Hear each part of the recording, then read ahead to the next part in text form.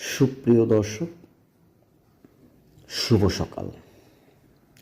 শীতের এই সকালে আপনাদেরকে নিয়ে যাচ্ছি খুব সুন্দর একটি গ্রামে। চারিদিকে জলাশয় এবং কুয়াশা। আপনারা দেখতে পাচ্ছেন যে কীরকম ঠান্ডা জমে বরফ হয়ে যাচ্ছে। তবুও কর্মসংস্থানে তো যেতেই হবে।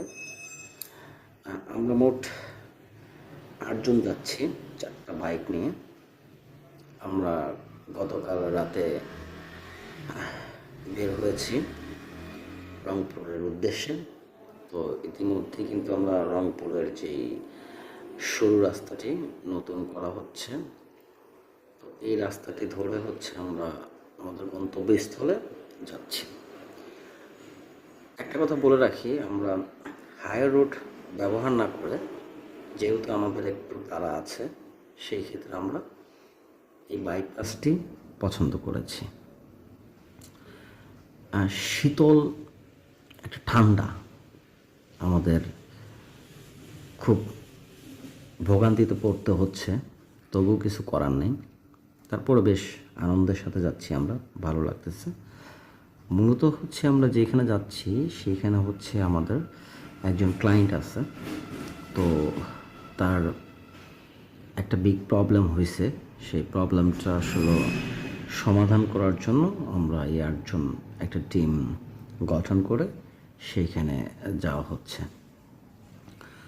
তো আমরা প্রায় সময় ব্লগ করে থাকি আমার চ্যানেলের মাধ্যমে, বা অফিসিয়ালি যে চ্যানেল আছে সেটার মাধ্যমে আমরা ব্লগ করে থাকি। এখন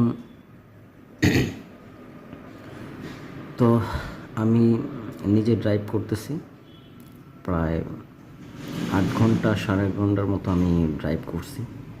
আমার পাশে যে বড় ভাই আছে সে ড্রাইভ করছে। তো সে আমরা রওনা দিচ্ছি সন্ধ্যা 7টার দিকে। তো 7টা থেকে সে 2টা পর্যন্ত ড্রাইভ করছে। 2টা থেকে এখন আমি আবার ড্রাইভ করতেছি। তো ইতিমধ্যেই আমরা কিন্তু গন্তব্যের খুব কাছে। আপনারা কিন্তু দেখতে পাচ্ছেন গ্রামের দৃশ্যটি খুব চমৎকার, অত্যন্ত আমার কাছে খুব দারুণ লেগেছে।